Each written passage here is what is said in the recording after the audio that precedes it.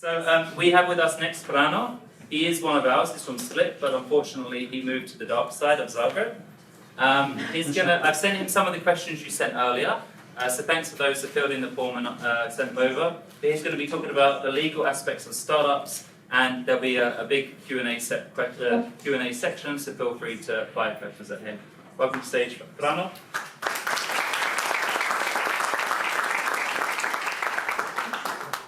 Thank you, Michael. Thank you to the organizers. Thank you, everybody, for coming and listening to what always seems very boring, but everybody kind of listens intently because they're aware it's very important. So I don't want to speak for too long just before we get to your questions, because that's usually more interesting for everybody. But I will give you a sort of overview of what, from my experience, is the most important and most specific legal stuff related to startups, and one of those actually connects to what we heard before, which is the people, both founders and employees. And so to have a sense of what is specific about startups when it comes to the law, law is usually just a reflection of the economics that are going on in the background. So the question is, what is specific about economically about startups? And if you compare it to what we might call a classic company, the value of startups is in two things, typically: the intellectual property, the IP, and the people. Because if you have a hotel, a business that's a hotel, the value is in the real estate, right? You have a big building with lots of rooms in a nice spot. If you replace all the people, if you change its brand, it's still gonna work well. You may have a hiccup, but it's gonna be fine. In fact, Hotel Marian shows us you don't even need a building. You just need a good plot of land. Startups don't have real estate. They don't have factories. They don't have, they have some laptops, and pretty much most of the time that's it. So the economic value is in the technology and other non-tangible property that's developed, and the founders and the key employees. And so what you notice in legal documents regarding startups is that those two things are very, very well regulated and protected. This is also things that investors are very keen on if they are going to give you money. And it's what you should focus on when developing them. So, there's advice I can give you about opening any company, what you should be careful about. But I'm going to give you a little story to illustrate my first point about people and IP. So let's say we have a group of friends or acquaintances who get an idea about a project, and it's 4 of them, and they start messing around. Maybe they do a little coding, maybe they do a little design to have a sort of prototype. Some things may be there, but in the meanwhile, one of them gets a job in some nice place, so he leaves the group. The other 3 eventually start a company, develop it, grow it, it becomes big. They get investment, maybe they make an exit, and just as everything is great, the 4th guy appears out of nowhere and goes, there's my code in your software. I want to share. And this has happened. We have seen this happen because the IP wasn't sorted. So my sort of first suggestion to you would be to, as soon as you smell that you're in a project that could take somewhere, you should sort this out. And the good thing about this is you don't need a lawyer. You don't need any fancy contract. You can almost write this on a napkin.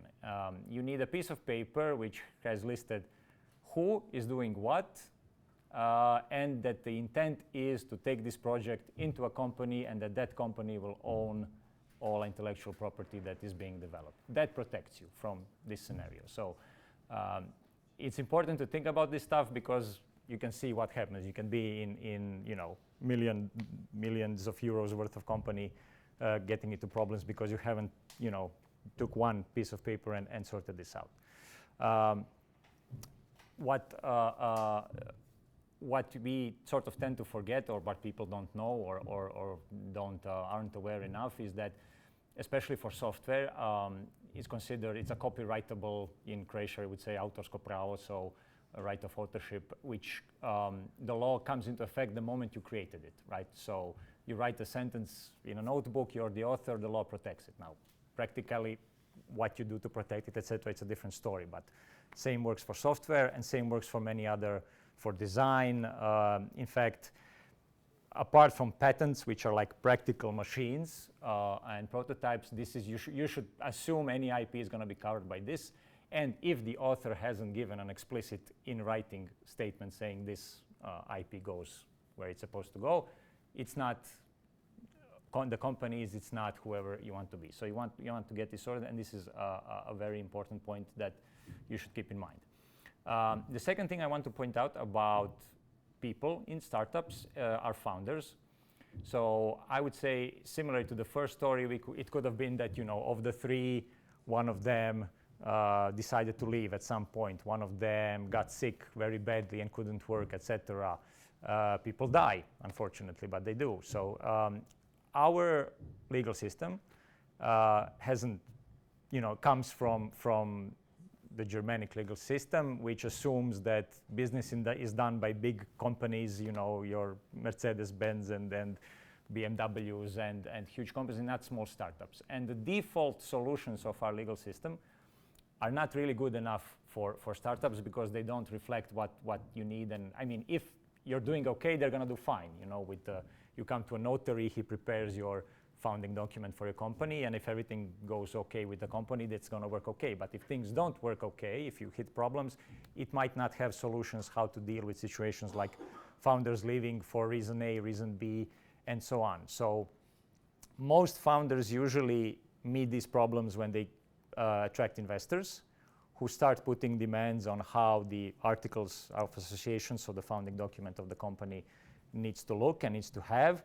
And I often see founders kind of shocked at first because it all looks very strict.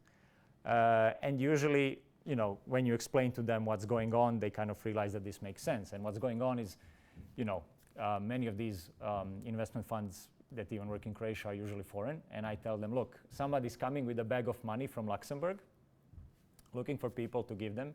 And, they're not going to give it to you and say, good luck.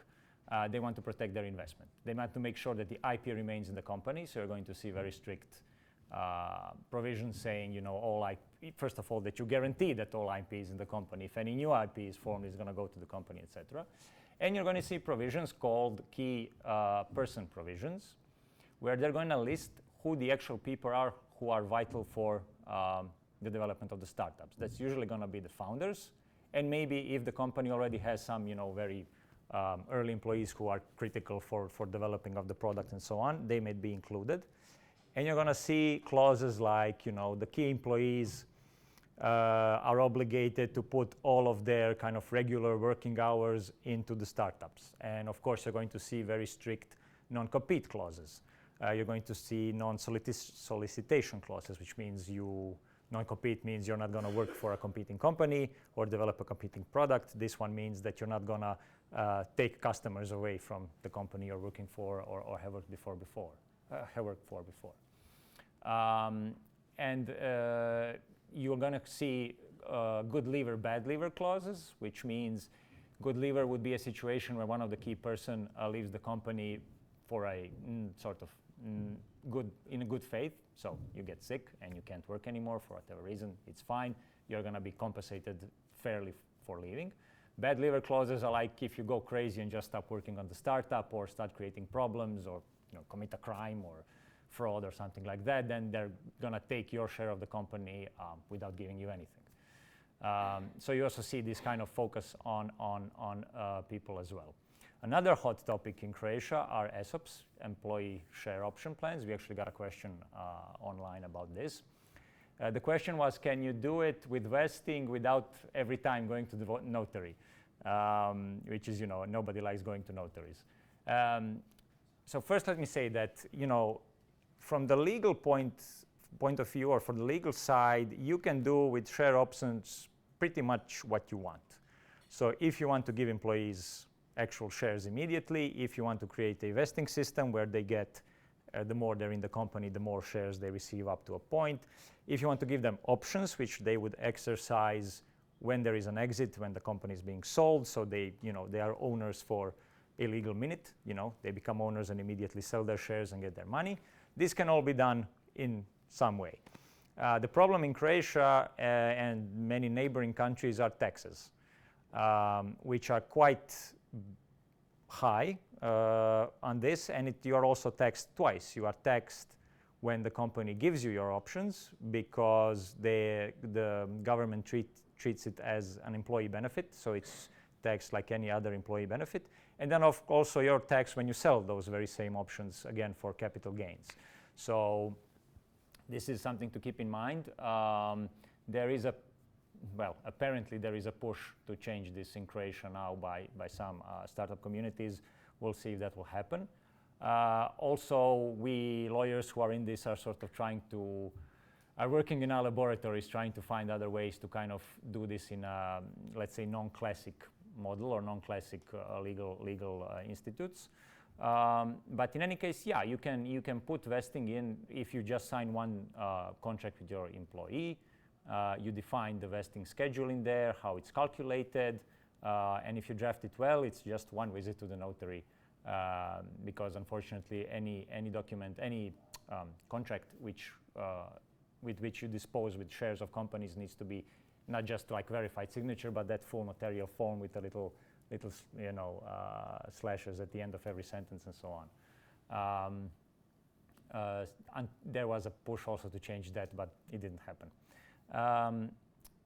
So with share options, it's actually another thing that we lawyers are looking into now because of this tax problem, which is that in classic DO companies or simple like DO companies that are typical for any startup in Croatia. So for DO companies, these shares are taxed even more than for DD companies. So there, if you're a joint stock company, dioničko društvo, and you're giving shares to employees, the tax burden is a little smaller. Now, startups typically aren't joint stock companies because it's a little bit more expensive and a little bit more complicated. We're also looking into ways to maybe make that less expensive and less complicated, and it might make sense for some startups to actually turn into DD companies, unless the government comes up with maybe a simple DD, which would be a nice kind of solution for this problem. Anything else about ESOP plan? I think so. Yeah. So we've seen. There's also still many clients come to us with different ideas what they want to do with employee shares, the way they want to set it up. So I can't really tell you there's that practice among startups has given us an exactly kind of standardized approach. So therefore, we kind of always talk to the founders and figure out like what's their vision for this and then how to fix it. It's also possible that the company, as a company's document enacts a share option plan, and then you have individual contracts with employees which reference the plan. So that's how any changes to the plan reflects on everybody. That's a little bit less maybe legally tight for employees because they have less control on how the plan is changed. When you have a contract, then that's kind of settled at some point. But it doesn't necessarily have to be a problem. And obviously, if you're getting some shares, you're getting some shares. So that's what your company does. So the options are quite wide there. As far as founders go, yeah, the inter-founder relationship is also very important. One of the top reasons why startups fail is because founders get in a fight. And so taking the time to draft good articles of the company where you have these kind of internal dispute-solving mechanisms, way that people can leave without causing problems, without blocking the company from making decisions and so on, I think is very important. Also, again, well seen by investors. We did have a question when talking about investors is how to prepare for looking for financing. And also I can say we also had a question on I think it was something like when do you know the company is ready to be sold or you should exit, and that's not a question for your lawyer. That's something you should know, and and if you had investors, you should talk to them and figure this out. I will just sell your company or do the legals, but you're the one who has to decide. You're the one working in it. So, from my point of view, when you kind of figure out that you're going to get the money that you wanted to get, or maybe that you have better projects to work on and the company is still working well and you want to get out, so there's always a way. But on questions how to prepare for investment. So I would say, first of all, preparation starts as soon as you begin by making sure you're doing your kind of legal documentation on the way correctly. One practice I would really discourage you to do is to find documents online, especially like American documents, and then just changing them a little bit yourself and putting it and using those.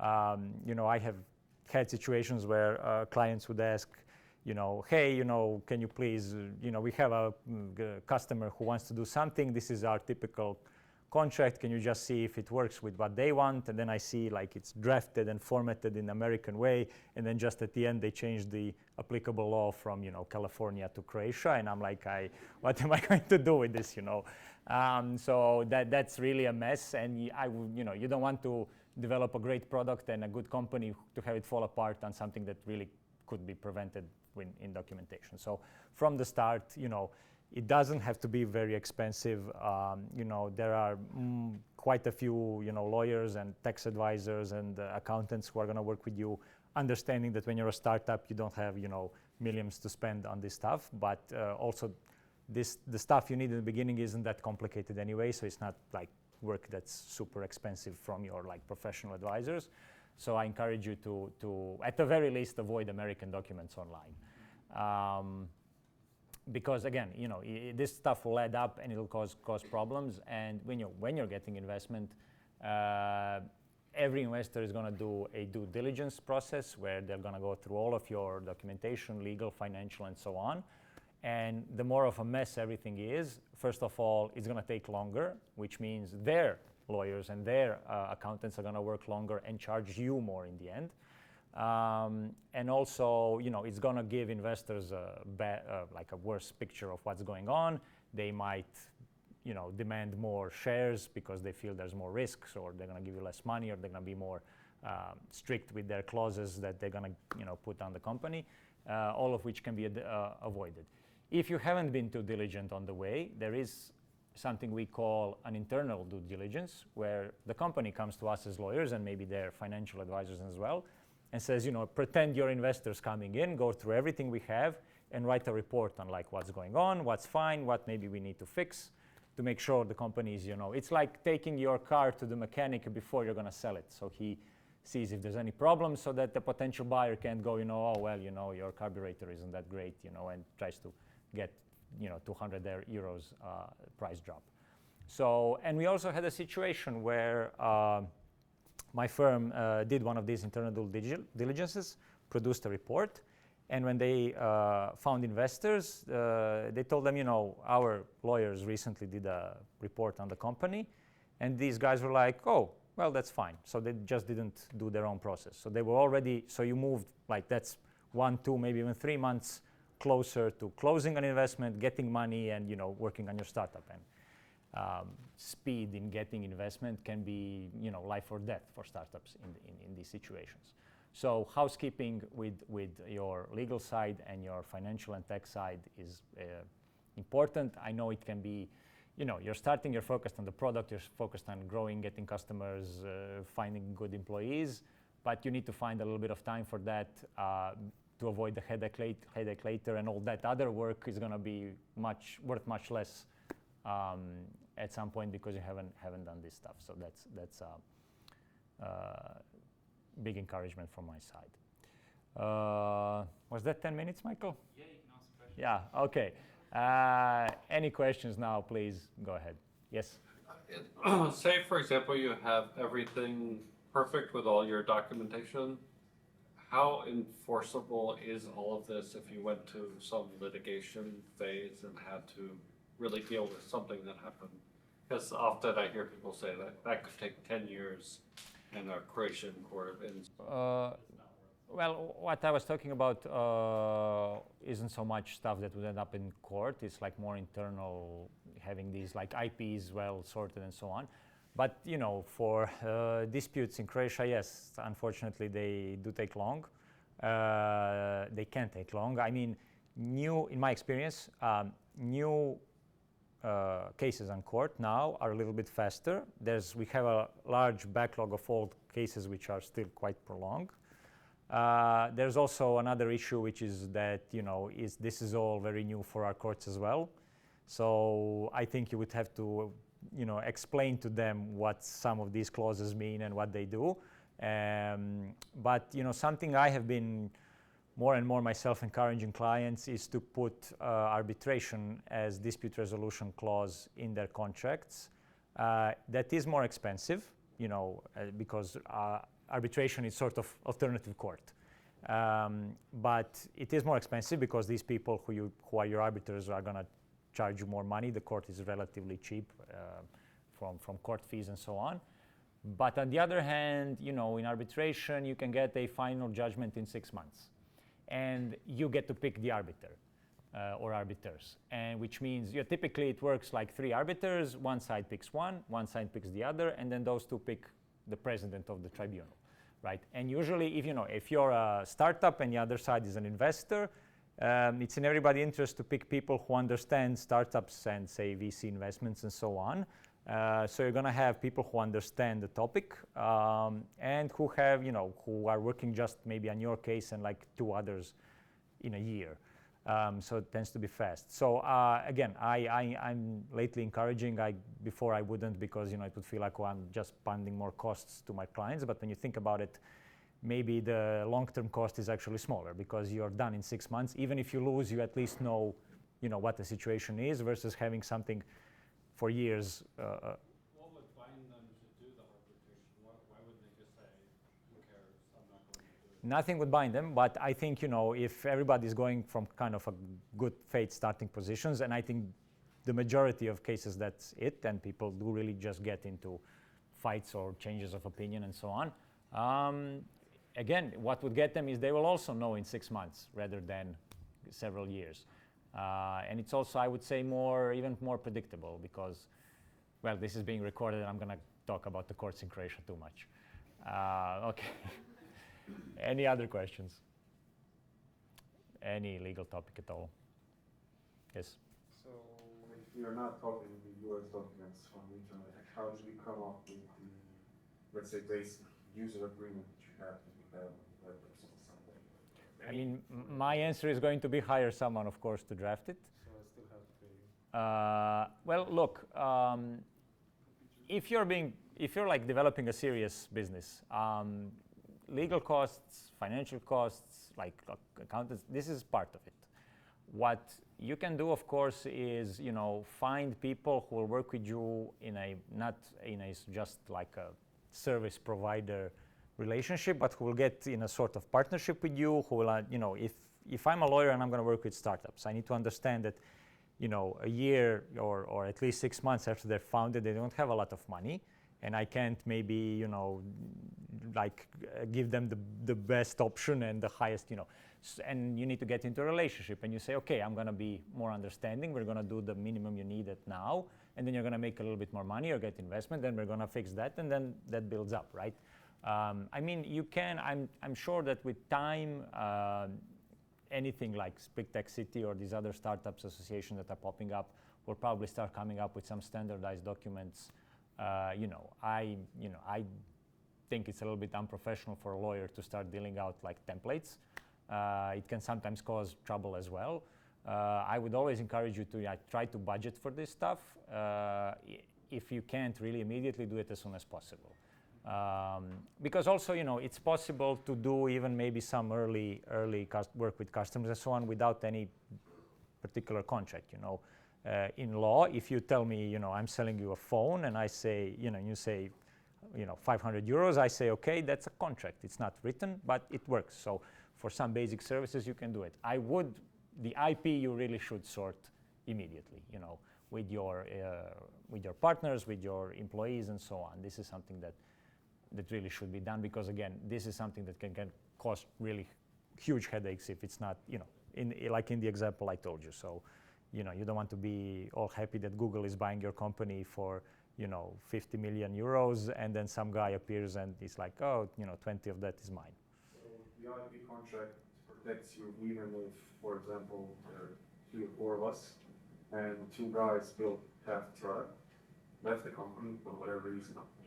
2 of us stay together, see it through, and you're selling to 100 million euros, you make that the IP. Yes. Even does the IP have to be signed before the two guys left, or it also comes to be signed like after, let's say, all the software is the intellectual property of the company? They can sign it at any point. It's just that, you know, you... I'm asking, do all four persons have to sign it, or is it okay if you just, the remaining part signs it and let's say it's good? I mean, you know, if I was one of the four and you wanted me to sign it, I would want you to sign it. So it's gonna be, in that situation, maybe okay. But I think you really shouldn't think like that. It's not. It's not even like you don't have to go to a notary. You know, it's just a piece of paper with somebody's signature and just like, you know, me, Frano. You know, I was coding on project. You know, get by bus. I was making the website, and I agree that all my, you know, intellectual property that I create goes to the company that maybe is already opened or we will open and so on, signature, you know, and that's enough. Anybody else? Two questions and then we can stop. We'll go ladies first, Sarah, and then we'll finish with Don. Hi. You have emphasized the importance of intellectual properties, and I'm curious at which stage you recommend people pursue trademarks and patents. Okay, so patents first. Don't talk to lawyers about patents unless they're very, very specialized for patents. You want patent advisors. They're very specific because all the other IP, I can work with that. You know, I can understand copyright and trademarks and all that. Patent, when you apply for a patent, you also need to describe the machine, how it works. This is very specific stuff, so don't come to me for your patent problems. Find someone who is specialized in that. Second thing, there is some attempts, but software mostly isn't even patentable. And I think a lot of what startups do isn't patentable, so it doesn't come up often. Third, I always, when I talk about patent, mention Coca-Cola, which never patented the formula for the drink. If they did, the patent would have become public like 100 years ago, and everybody now could make Coca-Cola.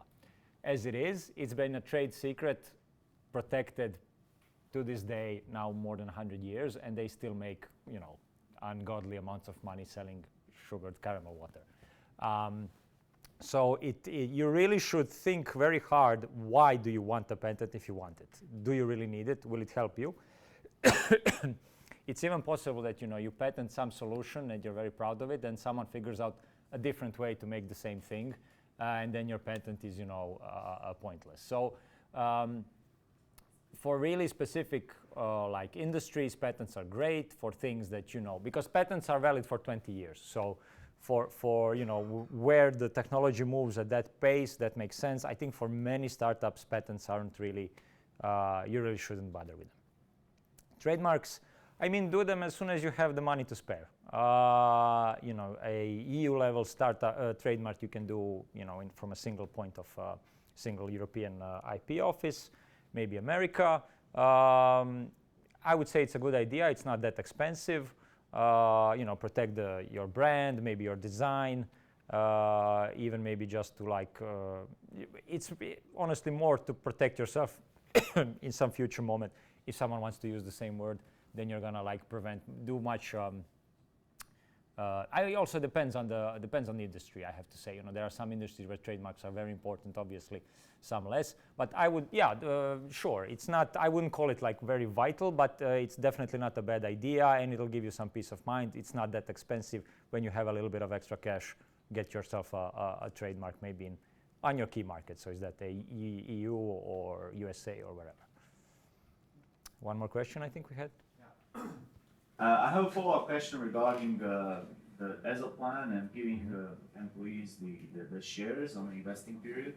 So I might say some things which are wrong, but you can correct me if I do. But the lowest value of a share in a DO in Croatia is 200 kuna, at least what we want. 10 euros now. 10 euros now? Okay, so they lowered it. But if you are starting a startup and, for example, you want to give someone, I don't know, every first employee for the first 10 employees, you want to give them 1% of an investing period of 4 years or something. there is a huge limitation because, for example, if you open a company in the States, you can just say, okay, I have 10 million shares, each is worth 1/10 of a cent. So it's very easy to divide them in some reasonable numbers and to actually assign them to people and to do the vesting part. But in Croatia, basically, I think the proof of ownership is the trade court foundation documents of your company. So do you need to, like, if the shares are vesting each year, do you need to go to the notary public and sign them up every time parts of the shares are acquired, or can you split? You can't split a share, so you basically need to. Okay, so yeah, so huge capital. just maybe to clear it up for everybody. So a company has something called a share capital, which is this sort of representation of its initial value, which then doesn't really mean anything afterwards. But it's the way you split ownership of the company. And in Croatia, there are companies, the minimum share nominal value, as it's called, is 10 euros, and the minimum share capital in total is 2,500 euros. Of course, with simple DO, with DO, you can, it's actually €1 per share, and then you can go to 2,499. And in order to give someone like 0 point something %, your share capital would need to be quite big. And this is money you have to put in the company. So one solution is obviously when the company makes more money to just reinvest it into the share capital. You know, the money makes a circle basically coming back to the company and increases the share capital. Another solution might be turning it into a DD, into a stock company. But otherwise, we also have problem with this with when companies get investment, and you know, you make the calculation and it turns out, you know, investors should get 9.78% of the company, and then I spent so much time over the last 5 years in Excel, like changing like numbers, like now this is nearer, now this one doesn't work, just trying to get the percentages because you have 3 founders, all have equal. You have one investor which had 10%, and now a new one is coming in, and you're like playing with these numbers. So it is a little bit annoying. But you can do it for your question. So if you would draft a contract with your employee about the share options, and you would put in the vesting schedule, so after 1 year it's 1%, after 2 years it's 2%, and so on. Every time this new year would pass, you wouldn't have to sign a new contract. You would have to go through the process at the notary of coming up with a new list of shareholders and submitting it to. No, because you would do the Excel in advance to make sure there's no problems. Yeah, but and then of course you get an investor, your share capital increases, and then you would need to recalculate. Or a new employee. Yeah. So it's unfortunately, I think it's amazingly bad. Yeah, that's what the German gave us. So. Any Germans here? I mean, this is in Germany and Austria. We hear same complaints from the startup community about this stuff. Mm-hmm. No, but you can also create a virtual stock option plan. Mm-hmm. Yeah, that's true. Then you're totally free and you can easily do it, and it's much better. This is why I said it's now still, we don't have a standard solution because companies kind of want it in a different way. The option is to do this stuff virtually and no shares changes hands until the very end before an exit. In Austria, it's pretty broad adopted. The virtual stock. So it's an economic right that you have as an employee, and you're not as a shareholder physically. Yeah. It's much easier. So you have a contract which says this employee, again, vesting the same thing, but it says exercise of share is like 5 minutes before the exit. Does it hold the same legal? Sorry? Does it hold the same legal value? Yes. Much easier. Yeah.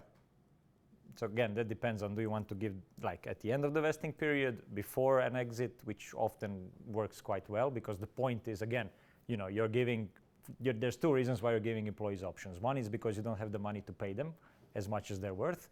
And the second one is that you want to incentivize them to do what you're trying to do, which is make the value of the company big enough for it to make a big sale, right? You're not really giving them options so they can pick dividends out of the company. That's not the point, because you're not really taking much dividends. You're trying to build the value of the company, get a great valuation, and then when Google comes in, everybody gets millions, So that's the point.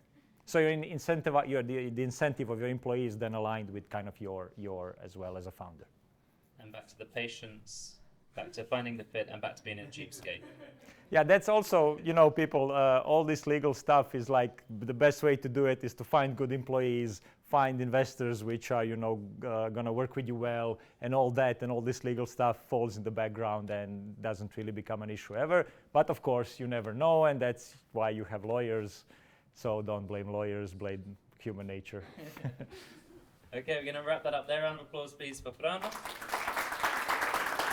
Thank you.